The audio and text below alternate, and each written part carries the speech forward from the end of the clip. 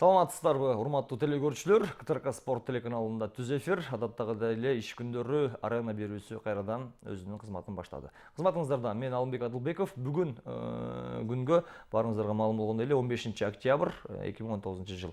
Бүгүн алкагында спорт ааламында ошондой эле кандай окуялар, кандай иш-чаралар, кандай белгилүү спортчулар төрөлүп, кандай белгилүү спортчулар бүгүнкү күндө ушул күнү жарык дүйнө менен коштошкон деген чоң суроолорго алдыдагы ушул күнү спортто рубрикасынан кененирээк маалымат аласыздар. Ага чейин маалымат иретинде эсиңиздерге салып өтөлү.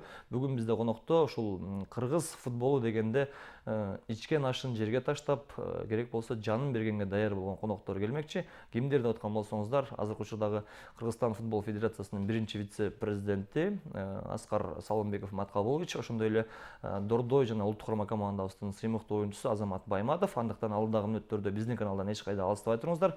Ал эми азыр мен болсо ушул күнү спортто рубрикасын сиздер менен тааныштыруу үчүн кесиптешим Эмил Калыбек уулуна микрофон узатам.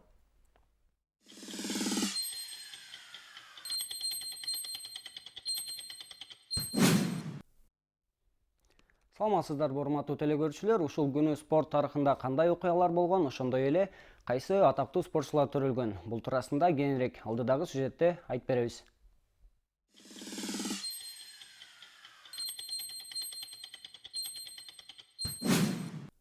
1989 жылы 15 октябрда британиялык боксчу Олимпиада оюндарынын жеңүүчүсү эң оор салмакта мурдагы чемпион Энтони Джошуа төрөлгөн.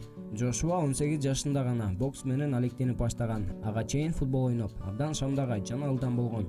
100 метрлик аралыкты 11 секундада чуркай алган. Мына ушундай табиятынан күчтүү спортчу бокска баргандан көп өтпөй, аз-аздан ийгиликтерди багындыра баштаган. Айтсак, 2019 жылы оор салмакта Англиядагы белгилүү Харенгей кубогун жеңип алган. 2010 жылы сүйүүчүлөр арасында Англиянын чемпиону аталган. Ал эми 2011 жылы Бакуда өткөн дүйнө чемпионатында күмүш медаль тагынган. Мына ошол жыйынтык менен ал 2012 жылы өткөн Лондон Олимпиадасына жолдомо уткан. Олимпиада оюндарында мыкты ийгилик жаратып, оор салмак категориясында чемпион болгон. 2013 жылы Энтони Джошуа профессионалдык бокска өткөн. Биринчи 6 беттешин нокаут менен жеңип алган. Андан аркы беттештеринде да байма-бай жеңишке жетишип, 2017 жылдын 29 апрелинде Владимир Кличкого каршы чыгып, 11 раундда нокаут менен жеңген. Ал эми 2019 жылдын жайында Инди Руис менен беттешип, күтүүсүздөн жеңилип калган. 1988 жылы 15 октябрда белгилүү футболчу Месут Озил төрөлгөн. Озил футболдогу карьерасын олуттуу Шальке командасында баштаган. Кийин Бремендик Вердер клубуна 5 миллион еврого өткөн. 2010 жылдагы дүйнө чемпионатында 22 жаштагы Озил команда менен ойноодо өзүн жакшы көргөзгөн. Ошол эле жылы алтын топ алганга татыктуу футболчулардын катарына кирип, бирок добуш берүүдө 13-орунга жайгашкан. 2010 жылдын жайында Испаниялык Реал Мадрид клубу менен 15 миллион еврого келишим түзгөн. Жаңы командадагы биринчи эле сезондо Испания кубогун жеңип, аталган чемпионатта 17 гол жаратуучу пас менен өзгөчөлөнгөн. Ал эми 2011-2012 жылдары Испаниянын чемпиону жана Испания Супер кубогунун жеңүүчүсү аталган. 2013 жылы футболчу лондондук Арсеналга өткөн. Арсеналдагы биринчи сезонунда акыркы 9 жылдагы биринчи трофей Тагыраагы Англия кубогун жеңүүгө жардам берген. Кийин аталган клуб Озил менен биргеликте Англия кубогун дагы 2 жолу утуп алган. Месут эл аралык деңгээлде Германия курама командасы үчүн 92 беттеш өткөрүп, 23 гол жана 40 гол жаратуучу пас берген. Германияда 5 жолу жылдын футболчусу наамын жеңип алган. Ошондой эле 2 жолу Европа чемпионатына, 3 жолу дүйнө чемпионатына катышкан. Ал эми 2014 жылы дүйнө чемпиону аталган. 2018 жылдагы Алам биринчилигинен кийин бир канча себептерден улам Германия курамындагы карьерасын жыйынтыктаган.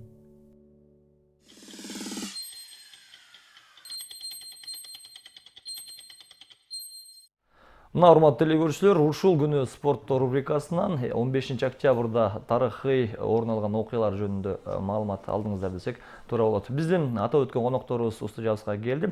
Андыктан дагы бир жолу жалпыңыздарды экранга жакыныраак чакыралы. Алдыдагы убакытта абдан бир кызыктуу маек курмакчыбыз. Дагы бир жолу студиябыздын коноктору менен расмий түрдө тааныштырып өтөлү. Кыргызстан футбол федерациясынын биринчи вице-президенти Аскар Салымбеков агайыбыз, ошондой эле улуттук курма командабыздын оюнчусу жана Дордой футболдук клубунун оюнчусу Азамат Байматов агайларыбыз бүгүн бизде конокто. Алгач саламдашып алалы. Ассаламу алейкум. Кош келипсиздер. Жеңиш кут болсун дейли. Кезектеги 3 упай буюрса колго кирди. Баарыңыздарга маалым болгондой эле, урматтуу телекөрүүчүлөр, бүгүн 2022 жылы Катарда өтүүчү дүйнөлүк чемпионатка жана ошондой эле 2023 жылы Кытайда өтүүчү Азия чемпионатына тандап алуу оюндарынын 3-чү турунун оюндары болуп өттү. Буга чейин Кыргызстан 2 беттеш өткөрүп, бирөөсүндө жеңилип, бирөөсүндө жеңишке жеткен болсо, 3-чү беттештин дагы буюрса жеңиш менен соңуна чыгарды. Ушул күндөгү беттеш менен биз маегибизди баштаган турабыз. Агай, бүгүнкү беттештен биздин улуттук курама командабыздан көбүрөөк эмнени күттүңүз эле жана күткөндөй оюн көрө алдыңызбы? Эми биз аяка жеңиш үчүн жөнөгөнбүз. Анан ошол үмүтүбүз акталды. Мен ойлойм, биз Монголия командасын мындай ишенимдүү эле жеңдик. Биздин балдардын баягы классы, техникасы бардык жагынан билинип турду. Биз Монголия командасынан мындай өйдөрөөк экенибиз. Чеберчилик жактан да бардык жагынан билинип турду. Дагы бир 3-4 жакшы бир мүмкүнчүлүктөрдү пайдаланып койгондо дагы ири эсеп дагы болмок. Анан өзгө баарыбыз күбө болдук, көрбөгөндөр да бардыр. Кийин дагы мынадыр жакында дагы запись болор. Ошондон да көрүп алыңыздар. Биздин командабыз мындай жакшы мындай оюнду көрсөтүп, ишенимдүү жеңишке жетишти. Ошону менен бардык көрөрмандарды Кыргызстанды чын жүрөктөн куттуктайбыз. Биз дагы куттуктайлы. Азамат бек, сиздин оюңуз. Эми Монголия командасы менен биз 2 жыл мурун Индонезияда ойногонбуз. Ал жакта бирок олимпиялык команда болчу. Бизден Матяш, Землянухин үчөөбүз барганбыз. Ошол эле тренер, бирок жаңы оюнчулар кошулуптур. 2 жылда ошол немец тренери жакшы оюнду көрсөтүп, көбүнчө ошол немец тактикасы деле өзгөрүлбөптүр, ошентип эле үйүндө ойноп аракеттеништи. Менин оюмча футбол күнгө өсүп атат. Ошол эле Мьянманалар үйдө отуруп, биз деле минималдуу счетту Тажикстанда эле 1-0 утуп, биз 2-1 утуп. Жакшы, эң негизи биз 3 упай алдык. Бизге ошол аябай керектүү болчу. Азыр 6 упай менен дагы эле ошол жолдомого аракеттенип жатабыз. Ошон үчүн ноябрда буюрса ушундай жакшы манайыбыз менен Япония менен Тажикстанды тосо алабыз деп ишенебиз. Дагы бир жолу жалпы көрөрмандар куттуктасак болот, Урматтуу телекөрүүчүлөр, урматтуу коноктор, баарыңыздарга маалым болгондой эле, ошол артта калган 2019 жылдын башындагы Азия чемпионаты кыргыз футболу үчүн бир өзгөчө бир өзгөрүү жолдорун ачып берди десек болобу агай? Ошол чемпионаттан кийин биздин улуттук курама командага ишенимдер артып, көрөрмандардын саны көбөйүп, ошол эле учурда мамлекет тарабынан да жакшы көңүл бурулуп баштады деп коркуп айтсак болобу? Мен эми айтышым керек, биздин футболдун өзгөрүүлөрү мынакей ошондогу федерациябызга жаш жигиттер келип, ошолордун баягы иштери, түзгөн алака мамилелери, тиги Африка федерациясы менен, тиги ФИФА менен, анан биз баягы тренерлерди алып келип, өзүбүздүн баягы оюнчуларды алып келип таап, Германияда жүргөн, башка мамлекетте жүргөн ошол балдарыбызды алып келип, анан тренерди таап, Кристина Александр Сергеевичти. Анан ошол баягы биздин команданын баягы жаңылануусу, футболдун жаңылануусу деген башталды десем мен жаңылышпаймын. Анан ошонун жаңылануунун баягы натыйжасы ушул Азия чемпионаты болду, тиги Эмиратта өткөн. Тиги анан кийин мен ойлойм жакшы баягы оюндун баягы башка чоң командалар менен, мыкты командалар менен тең тайлашып ойноо болот турбайбы деген биздин мындагы оюнчулардын баягы психологиясына ушул Австралия менен ойногондо 2015 ошол өзүнчө бир мындай бир психологический бир мындай перелом болду го деп мен эсептейм. Анткени ошол биз дагы ошо балдар менен сүйлөшүп атканда мына Австралия менен деле тең тайлашып ойнойт турбайбызбы? Мына эми коркпой эле ойногулат, тең таймаш болуп эле деп, анан ошондой бир психологический бир мындай перелом болду го деп ойлойм. Мына Азамат дагы айтып берер. Ошондон кийин мынакей группадан чыгып, анан кийин тиги финалдык тайпага чыгып барып, ал жерден дагы анан кийин балдар деле тиги ошол эле Корея, ошол эле тиги Япония, ошол эле башка командалар менен сонун эле ойносо болот турбайбы деген бир мындай эме келди да, бир аң сезим, түшүнүк кирди. Ошондон баштап мынакей азыр келе атат. Анан эми баягындай бир эмелер болот. Бир балдарда бир спаттар болот, подъем болот билесиңер. Ал сезонго жараша канча оюн ойнолуп атат, кандай командалар менен тең таймашып ойноп атышат, ошонун баардыгынан неметет да, зависит. Ошон үчүн мен ойлойм, азыр дагы биз алдыда дагы жакшы бир оюндарды көрсөтөбүз деген үмүтүбүз бар. Мына азыркы ноябрь ай өтө мындай маанилүү оюндар болот. Мынакей Тажикстан менен Япония менен. Бул эки команда менен биз аябай мына жаныбызды берип ойношубуз керек. Ооба, жаныбызды берип Тажикстанды эмне болсо да утушубуз керек. Эми Япония менен баягы Австралия менен ойногондо ойносок натыйжа болот, Жок дегенде тең чыгышыбыз керек.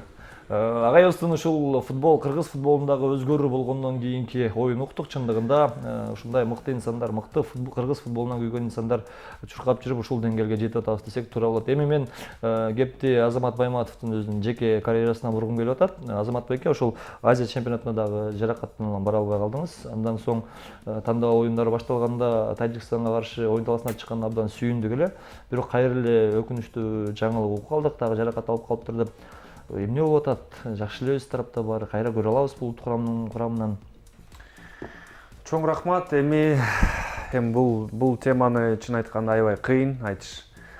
Эми бул деген тагдыр экен, футбол бул өзүңөр билгендей травма, бул бир четин ээлейт. Александр Сергеевич айткандай эле ошол мурдакы Россия болуп аткан талапкер оюнда биз 85% ошол эле состав менен ойногонбуз. Ошол өзү деле таң калган. Бул футболдо андай өтө редко деген орусча айткандайчы. Азыр эми тилекке каршы ошондой болуп калды. Бирок аябай билбейм, мына сөздөргө уланып кошуп кетсем, азыр биз планкабызды аябай чоң көтөрүп алдык. Азияга чыгып, биринчи максатыбыз Азияга чыгыш керек эле, чыктык. Азияда ойношуп, группадан чыгыш керек, чыктык. Азыр эми 12 мыкты командага, ошол топ-12 деп коет, ошол жака ошондой максатыбызды коюп атабыз. Бардыгыбыз өзүбүздүн колубузда. Бирок Кудайга шүгүр, азыр жаш биздин поколениябыз өсүп келип атат. Азыр өзүлөрүнүн салымын кошуп атат. Биз чоңдор аларга ойнобосок деле өзүбүздүн тажрыйбабыз менен бөлүнүп, жүрөгүм менен, өзүм күч кубатым менен, командабыз менен мен дайым алар менен чогумун. Өзүм ойнобосом деле өзүмдүн бир салымын кошконго, буга чейин деле будан да кийин кошконго дайыма даярмын. Ошон үчүн бирок алдыңкы күндө буюрса жакшы, азыр ноябрдык оюндарга аракеттенип көрөм. Буюрса эми тилекке каршы ушундай болуп калды. Эртерээк жакшы болуп кетиңиз дейли. Мен мындай жерге түшүндүрмө берип коеюнчу. Менден көп көрөрмандар сурап атат да, Азамат Байматов менен эмне болуп атат, кандай болуп атат дешчи.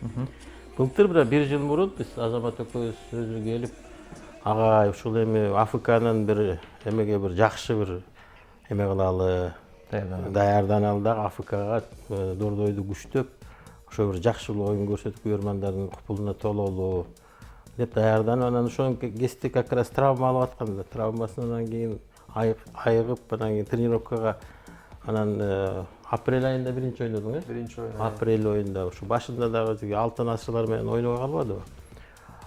Анан ошондо дагы Азамат эме болуп калыптыр да, баягы чын айтканда, травмасын, мен көз карашымда травмасын баягы аягына дейин жакшы айыктыра албай калып, анан эми баягы намыс үчүнчү баягы эмне болсо дагы чыгып ойношуң керек да. Анан ошол жактан биз баягы бул Азаматтычы эртерээк чыгарып койдук го деп, мына мен президент клуба, Дордойдун клубунун президенти катары айтат элем да, ошондо дагы бир майда чыгарганда, дагы бир ай.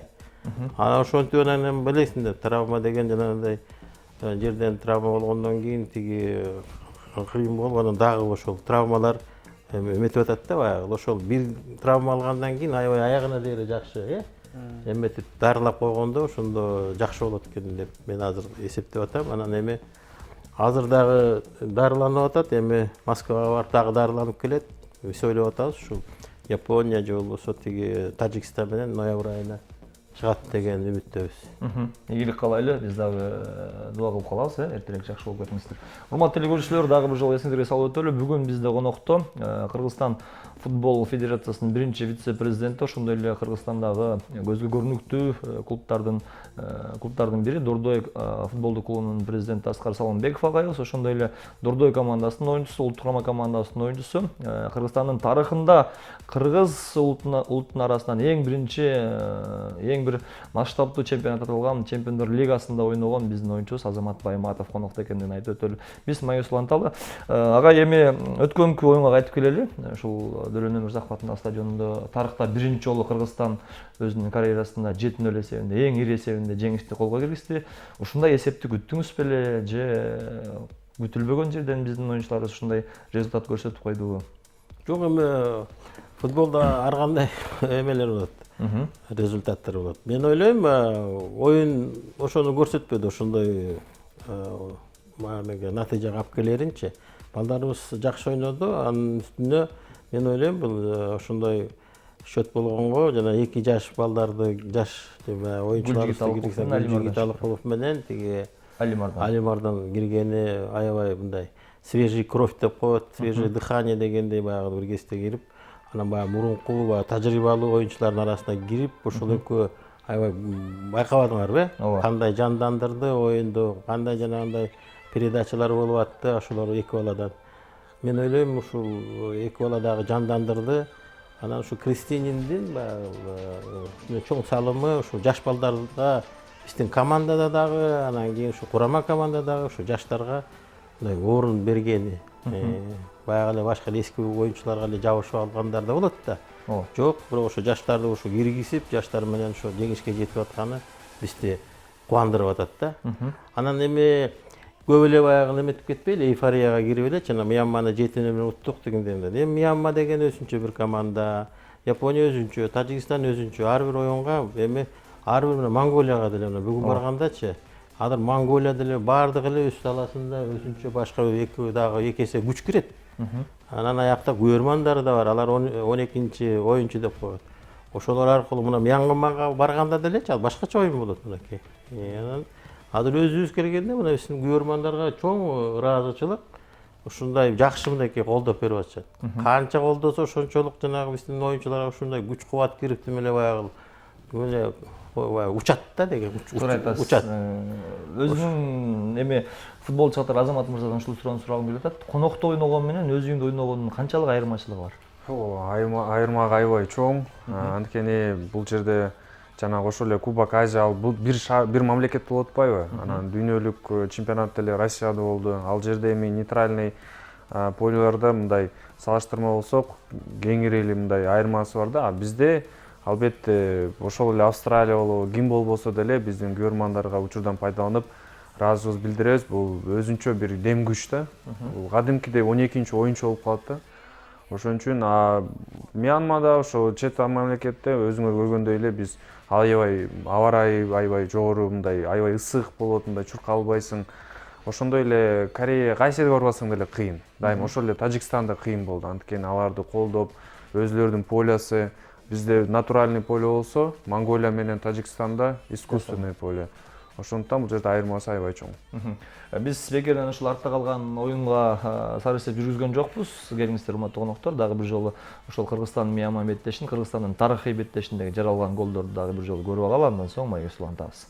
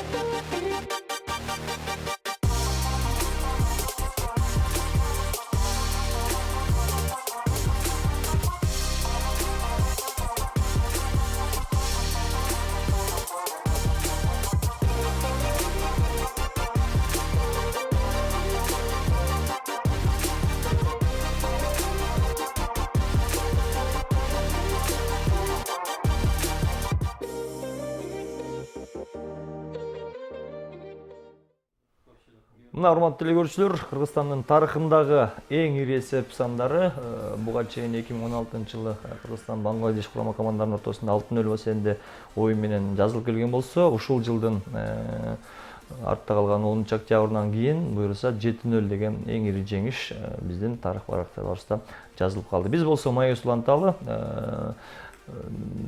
Аскар агайга суроогун бергим келет. Агай ушул футболдун өнүккөндүгү жөнүндө айтып өттүк. Күйөрмандардын маданияты кандай болот? Ошол учурда көрүү адабыбыз кандай өнүгүп атабы ошол жакта? Ушул маселе боюнча бир айтып коеюн деген оюмда.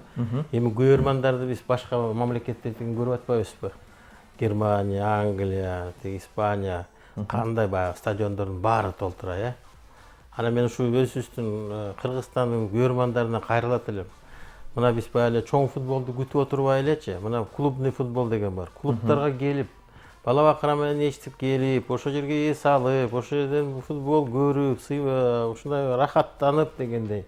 Бир ушул футболисттерге бир ушундай бир шарт түзүп берсең, ушул күйөрмандар. Анан кийин футболисттерибиз дагы мындан чеберчилиги өсөт. Футболисттер өзүлөрүнө ойнобойт, алар деген ошо зрительге ойнойт, күйөрмандарга ойнойт. Ошон үчүн биз Кыргыздын ошол курама командабыз келгенде мындай чогулуп берип атасыңар, рахмат, ыраазыбыз. Бирок мынакей клубтарга да чогулушубуз керек, клубтарга да келишибиз керек, мынакей Азамат.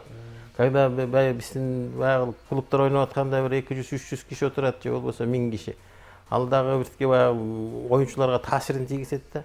Ошол жерден баягы күүлөп, ошондой баягы эметип турсак, баягы сен айткандай жанагы күйөрмандардын мындай маданиятын көтөрүп, ушу баардык жерлерде бала бакырасы менен келет, абышка кемпирлер келет, жаштар келет, жакшынакай пивосын ичет, тамактарын жейт, урушуп талашпайт.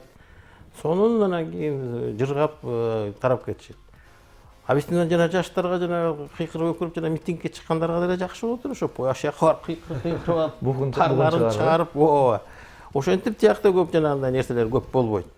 Ал жерден ошо жанагындай биздин ушул спортто азарт болуп, ошол жактан бүт буун парларын чыгарып алышып, өзүн жашоосун алып беришет. Жакшы рахаттанып үйүнө тарап кетишет. Туура айтасыз агай. Азамат мырза, кийинки суроону сизге бергим келет. Ушул азыр экран аркасында да сүйлөшүп калдык. Тандоо этабынын алгачкы оюну Тажикстанга болчу беттеште өзүңүз ойнодуңуз. Ошол жакта кайсыл жерден эмне кылып ката кетирип биз жеңилип калдык? Кайсыл Тажикстанда оюнбу?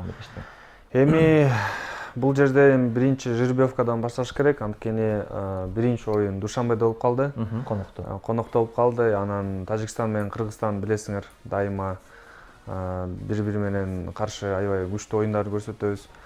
Эми бул жерде менин оюмча ута турган оюн болчу. Анан бирок бул жерде Тажикстан деле көп жылдан бери даярданып, өзүбүздүн үйүбүздө кыргыздарды утабыз деген алар деле үмүтү менен чыккан. Өзүнүн полосунда өзүнүн күйөрмандары менен колдоп.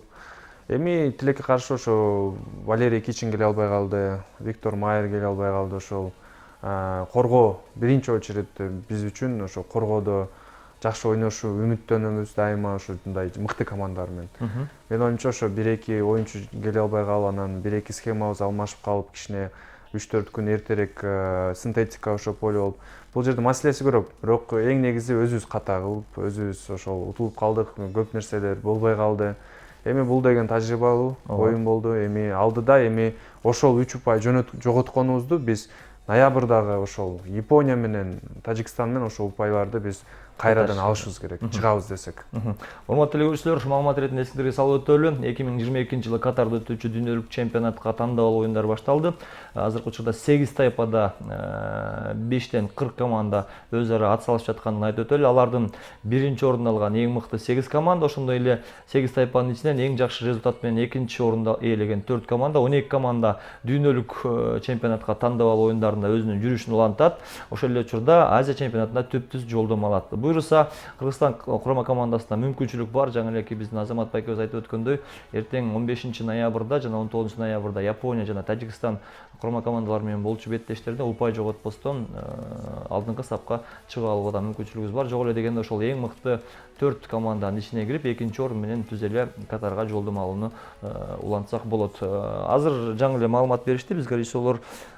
Ушул тапта биздин тайпадагы эки атаандаштарыбыз Тажикстан өз үйүндө Японияны кабыл алууда жана 2-0 эсебинде жеңилип жатат. Биринчи таймдан соң биринчи таймда 0-0 эсеп сандар катталган болчу. Үчүнчү турдун жүрүшүндө Мьянма эс алышат. Эсиңерде болсо биздин курама команда экинчи турда эс алган болчу. Ал эми агай ушул биздин тайпадагы абал жөнүндө сиздин оюңузду билгим келип турат. Канчалык биз реалдуу түрдө ушул эң мыкты 12 команданын ичине кирип, кийинки баскычка жолдомо ала алабыз? Эми мындай препаратты баары эсептейбиз да. Кандай? Бизге баягы биздин жана соперниктер баары бир ниче ойносо жакшы болот эле, бири-бири менен. Бизден башка, Ооба, тең эле ойной берсе бизге жакшы болмок. Бүгүн деле ошо Тажикстан менен Япония тең чыкса жакшы болмок. Эми тилекке каршы Япония күчтүү команда, мынакей азыр жеңип атыптыр. Бизде дагы кыйын болот. Япония менен оюн өз үстүн талаада деле, тигерде деле. Анан эми биз ушу экинчи орунга илинишибиз керек да. Ошон үчүн азыркы оюндардын баардыгын эгер утуп келсек, анан Япониядан барып ниче ойноп келсек, же утулуп калабыз. Ошондо деле эгер эки утулуш менен экинчи орунга деле илинип калышыбыз мүмкүн, разница болуп калышы мүмкүн да. Ошон үчүн мына акыркы ушул тиги ноябрьский оюндар аябай жакшы ойношубуз керек. чечилүүчү оюндар да. Ушул эле суроону Азамат мырза сизге берейин. Эми азыр 3 oyun ойноп бүттүк, 5 oyun калды, 15 упай номинально дегенде. Бирок 12 упай менен 18 упай менен биз санап чыкканбыз бүтүн. Анан 2015-2016 ошол эле бизге 4 упай жетишпей калган, ошо Тажикстан менен 2-2 болуп калган, Иорданияда 0-0 болуп калды.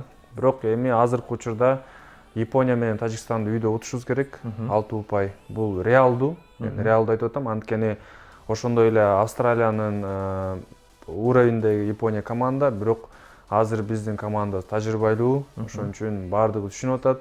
Тажиктер деле биринчи тайм көрдүк, жакшы ойношту, мүмкүнчүлүктөрү бизде дагы болот. Ошон үчүн коркпой чыгып, экөөнүтөн уруш керек. Анан ошол дагы 3 oyun эмки жылга калат, ал жактан уже максималдуу 6 упай кылып, ошо менен 18 упай. 14 буга чейин 14 болсо, 18 упай менен Сирия ошондо 17 упай менен чыгып кеткен да. Бизде 14 упай болуп калган. Бизге 3 упай жетпей калган ошол. Ошон үчүн азыр эми мен аябай ишенем. Баардыгы өзүбүздүн колубузда. Командабыз жакшы, буюрса ошол күтөбүз. Эми урматтуу коноктор, ушул биз тандабал оюндарынан бир аз алыстап өзүбүздүн мекенибизге кайтып келсек, агай Азия кубогунда биздин акшумкарлар жакшы ийгилик жараткандан кийин ушул президентибиз өзү дагы стадион салынат деп сөз берген укканбыз. Ушул федерациянын биринчи вице-президенти катары сизде маалыматтар барбы? Кайсы жылга кандай пландар бар? Маалымат азыр бар. Ошо президенттин тапшыруусу менен азыр мэрия, Бишкек мэриясы, анан спорт агенттиги бунун үстүндө иштеп, биз специалисттердин баарын чогултуп, азыр мынакей түштүк зонада ошо 30 гектар жер чечилип, ошо жерге бир чоң бир мындай спортивный бир комплекс салынган атат да. Ал жерге чоң футболдук стадион, бир 30-35 миңдик, дворец спорта бир 7 миңдик, 7-8 миңдик, муз стадиону, муз аянты, ал дагы бир 5 миңдей. Анан кийин теги сууга сүзүү бассейн крытый 3 миңдик.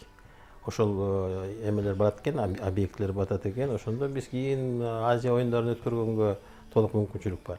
Азыркы күнү 12 гектар жерин өкмөт аркылуу ушул завод Лениндин эмелери бар экен, жанагы бир складдары. Ошол жер чечилди. Мэриянын да 18 гектар жери баягы кээ берилип кеткен экен да, баягы коррупционный схемалар менен. Ошолордун баардыгын азыр кайра алып атышат, ал жерлерди. Ал жерлерди алса, ошол 30 гектар жер чечилип, анан буюрса, анан кийин поэтапный баягы иштер башталат. Мен президентке киргенде ушунду айтылды эле, жанагы дворец спорт жана универсальный. Артисттер да сурап атат, спортсмендер да сурап атат.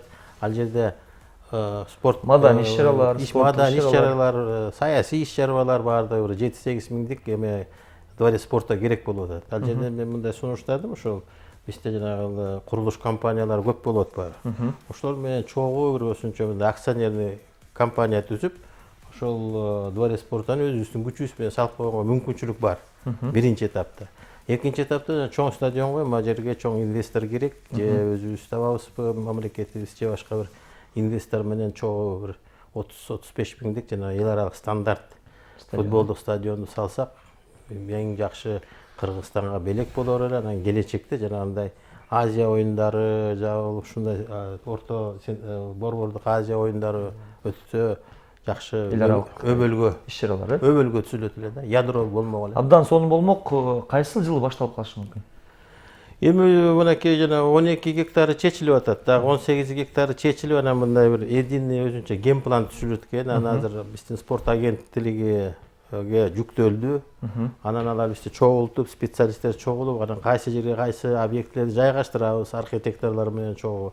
Анан ошо биринчи этап жанагы эмени дворец спортту ошону сала баштаганга мүмкүнчүлүк түзүлөт. Мен ойлойм, эмдиги жылы эгер жанагындай адыркы уюштуруу маселелери бүтсө, проектсин бир даяр проектлерди эле алсак болот. Мына Казан шаарына барсак, Алматы шаары, Күрүмчү ошолор беребиз эле деп атат. Мына силер келсеңер мындай даяр проектини берип эле ошону жасасак. Эми жеңилирээк жагы менен кетишибиз керек да.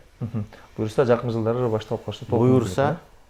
Жакшы элек жарымыбыз дейт, ниет кылып туралы. Анан ушул массалык маалымат каражаттарынын атынан, КТРК спорт каналынын атынан да суранып кетет элек, агай мүмкүнчүлүк болсо ошол стадионду спорттук некемелер салып атканда ушул баягы жалпы жумурай журтка дүйнөгө чагылдырууга дагы ошолорду дагы эл аралык стандарттык деңгээлде карап койсоңуздар. Мисалы үчүн операторлор, баяндамачылык орундар дегендечи. Алар да унутта калтырбастан. Ансыз азыр болбойт. Азыркы бүт азыр талаптар бүт азыркы жанагы азыркы оюндарды деле жанагы клубный оюндарды деле жанагы курама командалардыкын деле мына биздин Спартак теги Дөлөнө Мырзаков эч жака эмеге жатпайт бүт талаптарга азыркыча. Стандартка. Бирок баягы бизге болуптур деп көзүн жумуп атышат.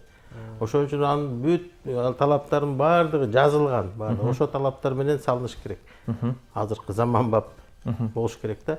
Ал ошон үчүн силер дагы мынакей журналисттер да ошо баягы биз талкуулап атканда, ошо талкуу болуп атканда ошонун баардыгын силер да чагылдырып турсаңар, биздин коомчулук билсин, көрөрмандар билсин. Анан ошондон кийин баардыгыбыз жапа тырмагандан кийин киришсек, баягы стадион салабыз дегенде кээ бир пенсионерлер чыкты, айланайындар мынакей мен пенсиямды берейин, ушу стадион салгыла деп. Анан ошондой бир элибиздин коомчулук баардыгыбыз көтөрүлүп элечи, өзүнчө эле бир сынчыбыз да отуруп алып элечи, баягы кухняга отуруп алып, тележурналды ай тиги жасаган жок, бу жасаган. А келип жасаганга катышса, эң сонун болор эле да. Өзүмдүн да салымын, мындай кеңешин айтып дегенде элечи. Ошондой болсо туура болот. Көптү көрсө көл болот деп коет, Көптү көрсө көл болот. Ушул эле темада Азамат мырзага суроо бергим келип турат. Азамат агай, ушул Кыргызстандагы стадиондордун акыбалы сизди канааттандырган жана канааттандырбаган жактары. Кантсе дагы Европада жүрүп келдиңиз, эл аралык стадиондорду көрүп келдиңиз дегендей. Эми жана айткандай эле ошо биринчи жолу 18 жашымда ошо Чемпиондор лигасында Швейцариянын стадионуну ошо көрүп алып эле аябай билбейм,